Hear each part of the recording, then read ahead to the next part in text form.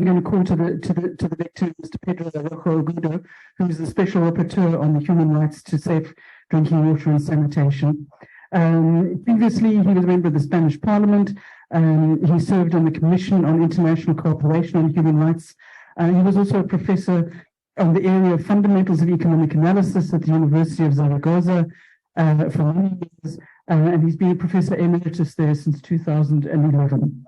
In 2002, he co-founded the New Water Culture Foundation, a non-profit organization focused on human rights, transparency, and public participation in the management, planning of water and aquatic ecosystems. He's also the co-founder of the Public Water Network, and he comes with a great track record behind him, and he's going to talk to us about the human right of water and sanitation. Thank you.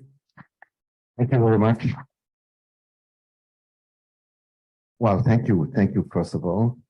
I remember last October, I came here to New York for presenting my annual thematic report, the General Assembly, and I had a short meeting with Mr. Antonio Guterres, a great honor.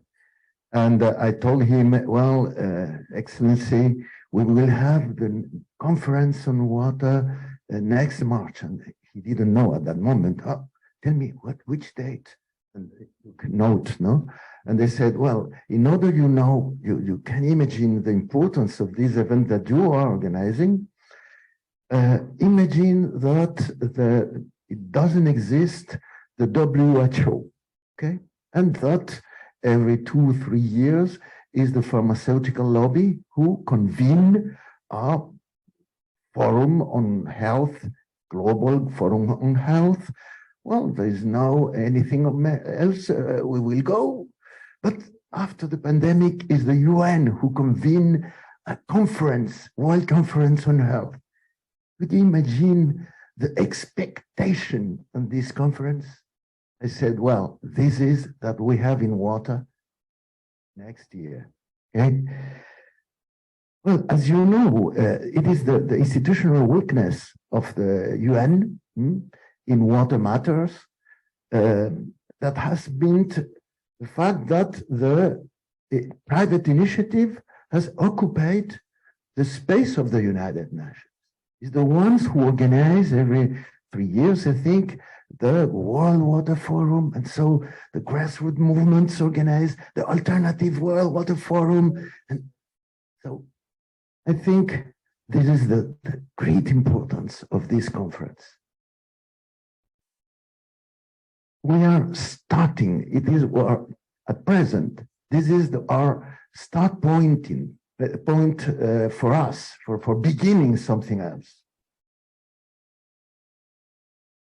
Friends, I would like to say, we don't get what we don't fight for first. And we don't fight for what we don't dream, because we need it, okay? Well, I dream and I wish that one day events like this one, instead of being side events outside the UN building, will be central events at the UN headquarters with the states on the sides and in the background, you know, the social movements, the water defenders occupying the center of the room, getting priority, the access to the microphone, and with the states listening attentively in order to, in any case, at the end, speak and give an account of what they receive and understand. Okay, we can think that, and we certainly think that this is impossible. But I always agreed with that motto of the World Social Forums in its day, you know, that another world is possible. And I always completed that motto by saying that another world is possible because it is necessary. This UN is possible because we need it. We need it. We are just at the beginning to build the United Nations that we need. Rumar from Ongawa, I know the efforts you have made for reach this event. So thank you so much indeed. When I am asked what I expect from this conference, I tell you briefly, I'm optimistic. Not so much because of the concrete results that will come out of the conference itself, but because of the spirit that I believe, I feel is born around this conference. Thanks to you. As Alana said, you're right.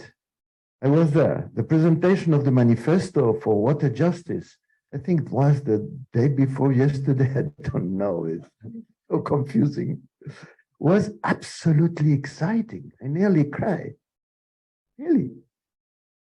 It was the multitude of movements that under the challenge of this conference have come together in People's Water Forum first, but united in the manifesto with the main large NGOs that work